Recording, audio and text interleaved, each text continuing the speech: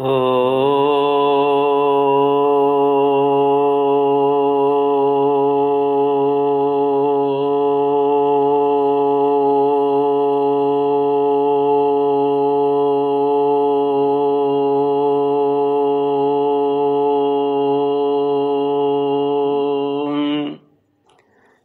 गुरुचरण कमलेभ्यो नमः। श्री गणेशाय नमः। श्री सरस्वत्यै नमः। श्री विष्णवे नमः। श्री कृष्ण गोविंद हरे मुरारे, हे नाथ नारायण वासुदेव। श्री कृष्ण गोविंद हरे मुरारे, हे नाथ नारायण वासुदेव। ओम नमो भगवते वासुदेवाय। ओम नमो भगवते वासुदेवाय। कृष्णाय वासुदेवाय हरये परमात्मने प्रणतक्लेशनाशाय गोविन्दाय नमो नमः। सच्चिदानन्दरूपाय विश्वोत्पत्त्यादिहेतवे तापत्रयविनाशाय श्रीकृष्णाय वयं नमः। सच्चित आनंद स्वरूप परमात्मा जो सृष्टि के उत्पत्ति, पालन और श्रृंगार करता है तथा जीवों के आध्यात्मिक, आदि दैविक, आदि भौतिक तापों को नष्ट करने वाले हैं, अर्थात जीवों के मानसिक, शारीरिक और भौतिक दुखों को दूर करने वाले हैं, उन श्री कृष्ण भगवान को हम नमस्कार करते हैं। श्री कृष्ण गोविंद हरे मुरारे, हे नाथ नारायण वासुदेव। श्रीमद् भागवत तृतीय स्कंद अथ पंचमोऽध्याय।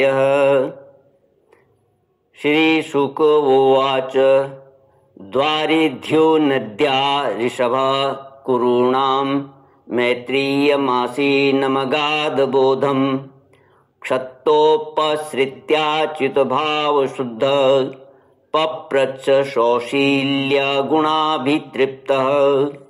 विदुरोवाच सुखाय कर्माणि करोति लोको न ते सुखं वान्यदुपारमं वा विन्देत भूयस्तत एव दुःखं यदत्र युक्तं भगवान् वदेन्नः। श्रीमद् भागवत तृतीय स्कंद पंचमोऽध्याय, पांचवा अध्याय। विदुर जी का प्रश्न और मैत्रेय जी का सृष्टि क्रम वर्णन। श्री सुखदेव जी कहते हैं, परम ज्ञानी मैत्रेय मुनि हरिद्वार क्षेत्र में विराजमान थे। भगवत भक्ति से शुद्ध हुए हृदय वाले विदुर जी उनके पास जा पहुँचे और उनके साधु स्वभाव से आप्यायित होकर उन्होंने पूछा। विदुर जी ने कहा, भगवान, संसार में सब लोग सुख के लिए कर्म करते हैं, परंतु उनसे न तो उन्हें सुख ही मिलता है और न उनका दुख ही दूर होता है, बल्कि उससे भी उनके दुख की वृद्धि ही होती है। अतः इस विषय में क्या करना उचित है, ये आप मुझे कृपा करके बतलाइए। जो लोग दुर्भाग्यवश भगवान श्री कृष्ण से विमुख, अधर्म परायण और अत्यंत दुखी हैं, उन पर कृपा करने के लिए ही आप जैसे भाग्यशाली भगवत भक्त संसार में विचरा करते हैं। साधु शिरोमणि, आप मुझे उस शांतिप्रद साधन का उपदेश कीजिए जिसके अनुसार आराधना करने से भगवान अपने भक्तों के भक्तिपूत हृदय में आकर विराजमान हो जाते हैं और अपने स्वरूप का अपरोक्ष अनुभव कराने वाला सनातन ज्ञान प्रदान करते हैं।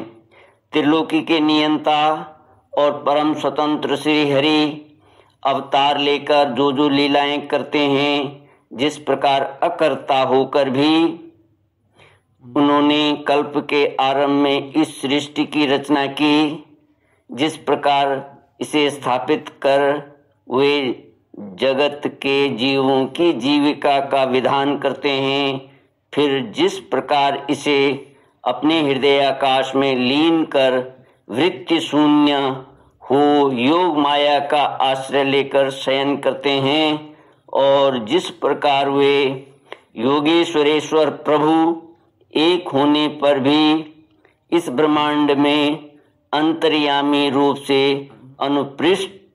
अनुप्रविष्ट होकर अनेकों रूपों में प्रकट होते हैं, वह सब रहस्य आप हमें समझाइए। ब्राह्मण, गौ और देवताओं के कल्याण के लिए जो अनेकों अवतार ग्रहण करके लीला से ही नाना प्रकार के दिव्य कर्म करते हैं, वे भी हमें सुनाइए। यशस्वियों के मुकुटमणि श्री हरि के लीलामृत का पान करते करते हमारा मन तृप्त नहीं होता। हमें यह भी सुनाइए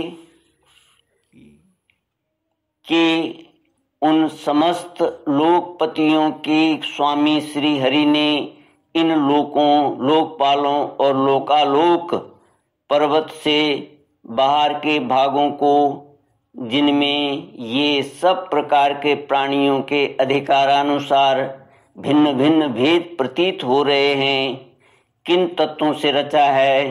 द्विजवर,